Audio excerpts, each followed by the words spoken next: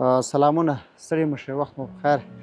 موږ دغه څو ورځې د یوې سترې غمیزې شاهدان وو چې د کونړ ولایت په بېلابېلو ولسوالیو کې سختې او خونړۍ زلزلې وشوې.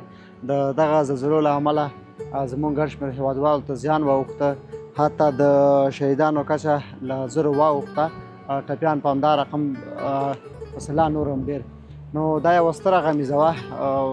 تاسې ګورئ موږ اوس راغلي یو د کونړ ولایت څوکۍ ولسوالۍ اندرلچک سیمې ته. دلته زموږ روغتیایي ټیمونه په فعالیت بوخت دي.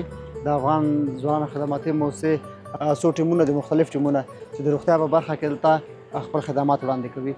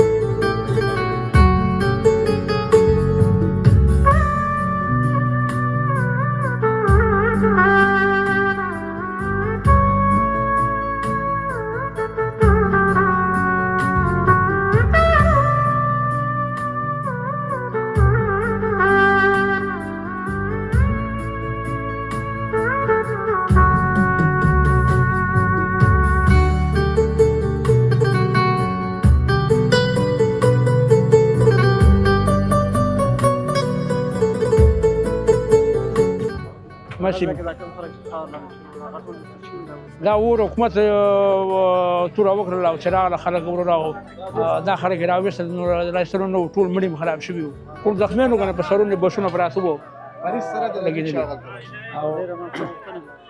بس دغه شی ده چې موږ سره شی ده، سرپناه نشته دی، سرپناه نشته دی چې اوس موږ دپاره شی لګېد شنه اسمان لاندې پراته وي. که باران شي د شپې وروره چاره نه لرو، اوس څه وکړو؟ پاس غر دی په غره کې ناست دی، غره کې ناست دی. موږ دا دغه ده چې خواهش ته چې د حکومت نه چې موږ دپاره دونه دغه وکړي، سرپناه دپاره څه پیدا کړي چې موږ د بچیانو کې زندګي تېرېږي، دا بقایا چې پاتې دي.